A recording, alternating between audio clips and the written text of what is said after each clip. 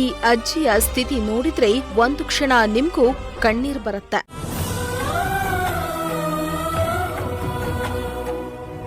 ಇವರಿಗೆ ಹೊಟ್ಟೆಗೆ ಹಿಟ್ಟಿಲ್ಲ, ತಲೆ ಮೇಲಿನ ಸೂರಂತೂ ಗಟ್ಟಿಯೇ ಇಲ್ಲ. ಮನೆ ಬಿದ್ದಾಗ ನೀವೆಲ್ಲಿದ್ರಿ? ಒಳಗೆ ಇದ್ರಿ? ಬಿದ್ದು ಏನ್ ಮಾಡ್ತೀಯ, ಸುಮ್ಮನೆ ಬಡ್ಕೊಂಡು.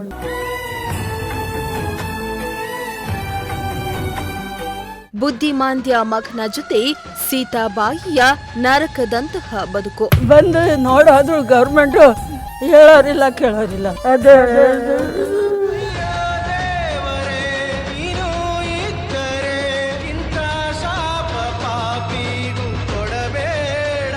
ಹರುಕಲು ಸೂರು, ಮುರುಕಲು ಗೋಡೆ, ಇದ್ಯಾವುದಪ್ಪ ಇದು? ಇವ್ರ್ಯಾಕೆ ಪಾಳು ಬಿದ್ದ ಮನೆಯನ್ನ ತೋರಿಸ್ತಿದ್ದಾರೆ ಅಂದುಕೊಂಡ್ರ? ಖಂಡಿತ ಅಲ್ಲ. ಬದಲಾಗಿ ಇದು ಬುದ್ಧಿಮಾಂದ್ಯ ಮಗನ ಜೊತೆ ವಯೋವೃದ್ಧಳೊಬ್ಬಳು ಜೀವನ ಸಾಗಿಸ್ತಾ ಇರೋ ಮನೆ.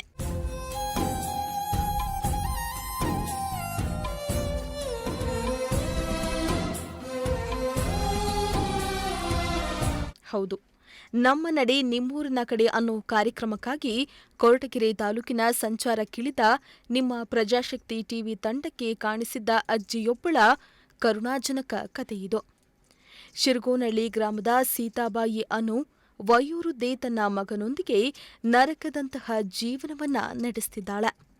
ಇವಳು ವಾಸವಾಗಿದ್ದ ಮನೆ ಈ ಬಾರಿಯ ಮಳೆಗಾಲದಲ್ಲಿ ಮುರಿದು ಬಿದ್ದಿದ್ದು, ಉಳಿದಿರೋ 2 ಚಿಕ್ಕ ಚಿಕ್ಕ ಕೊಠಡಿಗಳಲ್ಲಿಯೇ ಇವರಿಬ್ಬರ ಬದುಕು ಸಾಗ್ತಾ ಇದೆ. ಕೊರಟಗೆರೆ ತಾಲೂಕಿನ ಶಿರಗೋನಹಳ್ಳಿ ಗ್ರಾಮಕ್ಕೆ ಬಂದಿದ್ದೀವಿ. ಇಲ್ಲಿ ಬಂದಾಗ ನಮಗೆ ಅತ್ಯಂತ ಮನ ಕಲಕುವ ಒಂದು ಘಟನೆ, ಒಂದು ಪ್ರಕರಣ ಬೆಳಕಿಗೆ ಬಂದಿರುವಂಥದ್ದು. ಸೀತಮ್ಮ ಅನ್ನುವಂಥ ಒಂದು ವಯೋವೃದ್ಧೆ ಏನಿದ್ದಾರೆ, ಅವರಿಗೆ ಉಳಿದುಕೊಳ್ಳೋಕೆ ಕೂಡ ಸರಿಯಾದ ವ್ಯವಸ್ಥೆ ಇಲ್ಲ. ಒಂದು ರೀತಿಯಾಗಿ ಇವತ್ತು ನಾಳೆನೋ ಮುರಿದು ಬೀಳುತ್ತೆ ಅನ್ನುವಂಥ ಒಂದು ಪರಿಸ್ಥಿತಿಯಲ್ಲಿರುವಂಥ ಮನೆಯಲ್ಲಿ ಅವರು ವಾಸ ಮಾಡ್ತಾ ಇರುವಂಥದ್ದು. ನಿಮಗೆ ದೃಶ್ಯಗಳಲ್ಲೂ ಕೂಡ ನಾನು ತೋರಿಸುವಂಥ ಪ್ರಯತ್ನವನ್ನು ಮಾಡ್ತೀನಿ.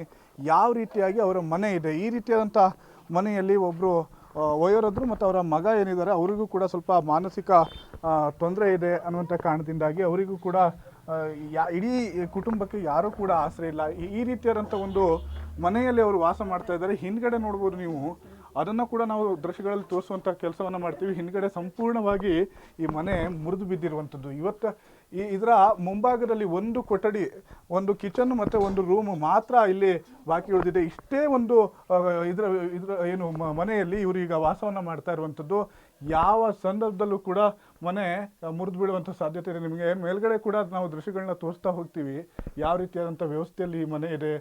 ಈ ಒಂದು ಮನೆಯಲ್ಲಿ ಅವರು ಹಗಲು ರಾತ್ರಿ ಕಾಲ ಕಳಿಬೇಕು ಅಂದಾಗ ಅವರು ಇಡೀ ರಾತ್ರಿ ಕೂಡ ನಿದ್ರೆ ಬರೋಲ್ಲ. ಯಾಕಂದರೆ ಯಾವಾಗ ಬೇಕಾದರೂ ಮನೆ ಮುರಿದು ಬೀಳ್ಬೋದು. ಮಳೆ ಗಾಳಿ ಇದ್ದಂಥ ಸಂದರ್ಭದಲ್ಲಿ ಅವರಿಗೆ ಯಾವ ರೀತಿಯಂಥ ವಯೋವೃದ್ಧರಿರುವಂಥದ್ದು. ಇನ್ನೊಬ್ಬರು ಒಂದು ರೀತಿಯಾಗಿ ಪಾಪ ಮಾನಸಿಕ ಸಮಸ್ಯೆಯನ್ನು ಉಳ್ಳುವಂಥ ಅವರ ಮಗ, ಇಬ್ಬರೇ ವಾಸ ಮಾಡ್ತಾ ಇರುವಂಥ ಮನೆ ಇದು. ಹೀಗಾಗಿ ಈ ಸಮಸ್ಯೆಯ ಬಗ್ಗೆ ನಾವು ಇವತ್ತು ಬಂದಂಥ ಸಂದರ್ಭದಲ್ಲಿ ನಮಗೆ ಆ ವಯೋವೃದ್ಧೆ ನಮ್ಮ ಮುಂದೆ ಬಂದು ಈ ಥರದ ಪರಿಸ್ಥಿತಿ, ಒಂದು ಮನೆಯನ್ನು ನಿರ್ಮಾಣ ಮಾಡಿಕೊಳ್ಳುವಂಥ ಕೆಲಸ ಸರ್ಕಾರದ ಕಡೆಯಿಂದ ಆಗಲಿ ಅನ್ನುವಂಥ ಒಂದು ಮನವಿಯನ್ನು ಮಾಡ್ಕೊತಾರೆ. ಇದನ್ನು ನೀವು ಬೆಳಕು ಚೆಲ್ಲಿ ಅನ್ನುವಂಥ ಮಾತನ್ನು ಕೂಡ ಹೇಳ್ತಾರೆ.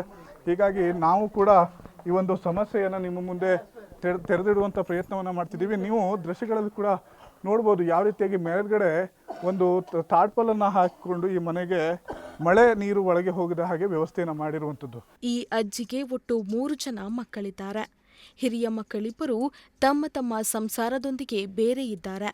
3ನೇ ಮಗನಿಗೆ ಆರೋಗ್ಯದ ಸಮಸ್ಯೆ ಇದೆ. ಆತ ಬುದ್ಧಿಮಾಂದ್ಯನಾಗಿದ್ದು, ಆತನನ್ನ ಕೂಡ ಈ ಇಳಿ ವಯಸ್ಸಿನ ಅಜ್ಜಿಯೇ ನೋಡ್ಕೋತಿದ್ದಾಳೆ.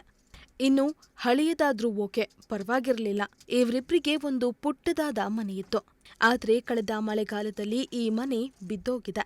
ಉಳಿದಿರೋದು ಹರಕಲು ಮುರಕಲು 2 ಕೊಠಡಿಗಳು ಮಾತ್ರ.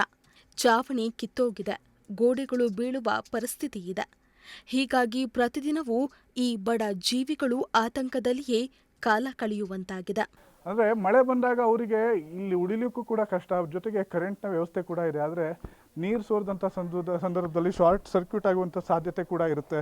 ಅವರಿಗೆ ಇನ್ನೊಂದು ರೀತಿ ಆರೋಗ್ಯ ಸಮಸ್ಯೆ ಕೂಡ ಇದೆ. ಅವ್ರನ್ನ ಮಾತಾಡಿಸುವಂಥ ಕೆಲಸ ಮಾಡ್ತೀನಿ. ಅಮ್ಮ ಬನ್ನಿ, ಇಲ್ಲಿ ಬನ್ನಿ. ಅಮ್ಮ ನಮಸ್ತೆ. ಏನು ಹೆಸರು ನಿಮ್ಮದು? ಅಲ್ವಾ ಅಲ್ವಾ, ಏನು ಹೆಸರು? ಸೀತಾಬಾಯಿ. ಎಷ್ಟು ವರ್ಷ ಅಮ್ಮ ನಿಮಗೆ? 60 ವರ್ಷ ಆಗಿರ್ಬೋದೇನೋ ನೋಡ್ರಿ ಸ್ವಾಮಿ. ಏನಾಗಿದೆ? ಮನೆಗೆ ಏನು ತೊಂದರೆ ಇದೆ? ಅದು ಬಿದ್ದೋಗೈತೆ, ನನಗೆ ಹುಷಾರಿಲ್ಲ. ಎಷ್ಟು ಜನ ಇದ್ದೀರಾ ಮನೆಯಲ್ಲಿ? ಅಪಾಸಿ ಎಷ್ಟು ಜನ ಇದ್ದೀರಾ? ತಿಕ್ಲಾನು ನಾನು ಮೂವರು ಅವರು 3 ಭಾಗ ಮಾಡ್ಕೊಂಡ್ರು. ಆಗ ಅವನು ಚಿಕ್ಕವನು, ಅವನಿಗೆ ತಿಕ್ಲ. ಇಬ್ಬರೇ ಇರೋದು. ಈಗ ಮನೆ ಕಟ್ಸ್ಕೊಡ್ಬೇಕು ನಿಮಗೆ. ಈಗ ಏನು ಊಟಕ್ಕೆಲ್ಲ ಏನು ಮಾಡ್ತೀರಮ್ಮ?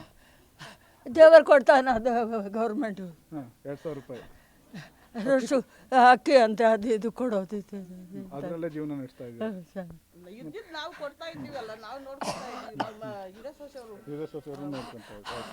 ಈಗ 2,000 ರೂಪಾಯಿ ಬರ್ತಾ ಇದೆಯಮ್ಮ ನಿಮಗೆ ಗೌರ್ಮೆಂಟ್? ಹೇಳಿ ಇನ್ನೂ ಬಂದಿಲ್ಲ ಸ್ವಾಮಿ, ಬರ್ಬೇಕಂತ ಹೇಳ್ತಾವ್ರೆ, ಏನು ಮಾಡ್ತಾರೆ. ಈಗ ನಿಮ್ಗೆ ಮೊದಲು ಮನೆ ವ್ಯವಸ್ಥೆ ಆಗಬೇಕು. ಸ್ವಾಮಿ ಊಟಕ್ಕೇನು ತುಂಬ ತೊಂದರೆ ಇದೆಯಾ? ಅದೇ ದೇವ್ರದ್ದು ಕೊಡ್ತಾನಲ್ಲ, ಅದು ಗೌರ್ಮೆಂಟು ಅದೇ. ಇನ್ನು ಈ ಅಜ್ಜಿಗೆ ಒಂದ್ ಕಡೆ ವಯಸ್ಸಾಗಿದ್ರೆ ಮತ್ತೊಂದ್ ಕಡೆ ಗಂಭೀರ ಆರೋಗ್ಯದ ಸಮಸ್ಯೆ ಇದೆ. ಅಜ್ಜಿ ಸೀತಾಬಾಯಿ ಅಸ್ತಮಾ ಕಾಯಿಲೆಯಿಂದ ಬಳಲ್ತಾ ಇದ್ದು ಉಸಿರಾಟಕ್ಕೂ ಪರದಾಡ್ತಿದ್ದಾರೆ. ಮಗ ಮೊದಲೇ ಬುದ್ಧಿಮಾಂದ್ಯ. ಹೀಗಾಗಿ ಈ ಮನೆಯಲ್ಲಿ ದುಡಿಯೋರಂತ ಯಾರೂ ಇಲ್ಲ. ಸರ್ಕಾರ ಅನ್ನಭಾಗ್ಯ ಯೋಜನೆಯಡಿ ಕೊಡೋ ಪಡಿತರವೇ ಈ ಕುಟುಂಬದ ಅನ್ನದ ಆಧಾರ. ಸರ್ಕಾರ ಅನ್ನಭಾಗ್ಯ ಯೋಜನೆಯಡಿ ಕೊಡೋ ಪಡಿತರವೇ ಈ ಕುಟುಂಬದ ಅನ್ನದ ಆಧಾರ.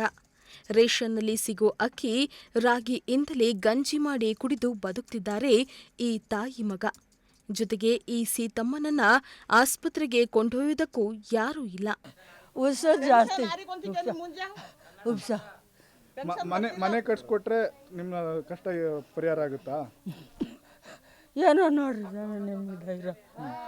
ಭಯ ಆಗುತ್ತಾ ರಾತ್ರಿ ಮಲಗುವಾಗಲ್ಲ? ಯಾವಾಗ ಮನೆ ಯಾವಾಗ ಮುರ್ಕೊ ಬಿದ್ದಿದ್ದು ಹಿಂದ್ಗಡೆ? ಏನ್ ನಿಮ್ಗೆ ತೊಂದರೆ ಇದೆಯಾ? ತೊಂದರೆ ಇದೆಯಾ? ಏನಮ್ಮ ಉಪ್ಸನ? ನನ್ಗೆ ಉಪ್ಸ ಜಾಸ್ತಿ. ಅಲ್ಲ, ಮನೆ ಯಾವಾಗ ಮುರಿದು ಬಿತ್ತಮ್ಮ? ಈ ಮೊನ್ನೆ ಮಳೆ ಬಂತಲ್ಲ, ಅವಾಗ. ನೀವು ಒಳಗೆ ಇದ್ರ ಅವಾಗ? ಬಂದು ನೋಡೋದ್ರು ಗೌರ್ಮೆಂಟು ಹೇಳೋರಿಲ್ಲ ಕೇಳೋರಿಲ್ಲ. ಮನೆ ಬಿದ್ದಾಗ ನೀವೆಲ್ಲಿದ್ರಿ? ಒಳಗೆ ಇದ್ರಿ? ಬಿದ್ದು ಏನು ಮಾಡ್ತೀಯ, ಸುಮ್ಮನೆ ಬಡ್ಕೊಂಡ್ವಿ. ಅಧಿಕಾರಿಗಳು ಬಂದು ಹೇಳೋಗಿದ್ರಮ್ಮ. ಓಕೆ. ಈಗ ನೀವು ಡೈಲಿ ಮಲಗುವಾಗ ಕೂಡ ಭಯ ಆಗುತ್ತೆ ನಿಮಗೆ? ಇದಿಷ್ಟು ಈ ಸೀತಮ್ಮ ಅವ್ರು ಹೇಳ್ತಿರುವಂಥ ಮಾತು. ಏನು ನಾವು ಮಲಗಿದ್ದಂಥ ಸಂದರ್ಭದಲ್ಲೇ ಆ ಮನೆ ಹಿಂಭಾಗದ ಏನು ಕೊಠಡಿಗಳಿತ್ತು ಅವೆಲ್ಲವೂ ಮುರ್ಕೊಂಡು ಬಿದ್ದೋಯ್ತು. ನಾವು ಕೂಗ್ಕೊಳ್ಳುವಂಥ ಕೆಲಸ ಮಾಡಿದ್ವಿ, ಆದರೂ ಕೂಡ ಏನೂ ಮಾಡಲಿಕ್ಕಾಗಿಲ್ಲ. ಜೊತೆಗೆ ಈಗ ಪ್ರತಿದಿನವೂ ಕೂಡ ನಾವು ಒಂದು ರೀತಿಯಾಗಿ ಭಯದಲ್ಲಿಯೇ ಈ ಒಂದು ಮನೆಯಲ್ಲಿ ಮಲಗುವಂಥ ಪರಿಸ್ಥಿತಿ ಆಗಿದೆ. ಹೀಗಾಗಿ ದಯವಿಟ್ಟು ನನಗಿರೋದು 3 ಜನ ಮಕ್ಕಳಾದರೂ ಈಗ ನನ್ನ ಜೊತೆಗೆ ಒಬ್ಬ ಕಿರಿಯ ಮಗ ಇದ್ದಾನೆ, ಅವನಿಗೂ ಕೂಡ ಆರೋಗ್ಯದ ಸಮಸ್ಯೆ ಇದೆ. ಹೀಗಾಗಿ ಸರ್ಕಾರದಿಂದ ಕೊಡ್ತಾ ಇರುವಂಥ ಅಕ್ಕಿ, ರೇಷನ್ನು ಇದನ್ನೇ ಬಳಸ್ಕೊಂಡು ನಾವು ಊಟವನ್ನು ಮಾಡ್ತಿದ್ದೀವಿ, ಅದರಿಂದನೇ ಬದುಕು ಸಾಗಿಸ್ತಾ ಇದ್ದೀವಿ. ಇರೋದು ಒಂದು ಮನೆ ಕೂಡ ಈ ಥರದ ಪರಿಸ್ಥಿತಿಯಲ್ಲಿದೆ. ದಯವಿಟ್ಟು ನಮಗೊಂದು ಮನೆಯನ್ನು ಮಾಡಿಕೊಟ್ರೆ ನಾವು ಜೀವನವನ್ನು ಸರಾಗವಾಗಿ ನಡೆಸ್ಬೋದು ಅನ್ನುವಂಥ ಮಾತನ್ನು ಹೇಳ್ತಾ ಇರುವಂಥದ್ದು. ಈ ಅಜ್ಜಿಯ ಬೇಡಿಕೆ ಬೇರೇನೂ ಇಲ್ಲ. ತಾನು ಮತ್ತು ತನ್ನ ಬುದ್ಧಿಮಾಂದ್ಯ ಮಗ ಬದುಕುವುದಕ್ಕೆ ಒಂದು ಪುಟ್ಟ ಮನೆ ಕಟ್ಟಿಸ್ಕೊಡಿ. ತನಗೆ ಗಂಭೀರ ಆರೋಗ್ಯದ ಸಮಸ್ಯೆ ಇದೆ, ಹೀಗಾಗಿ ನನ್ನನ್ನು ಆಸ್ಪತ್ರೆಗೆ ಕಳುಹಿಸಿಕೊಡಿ ಅಂತ ಸೀತಮ್ಮ ಬೇಡ್ಕೊಳ್ತಿದ್ದಾರೆ.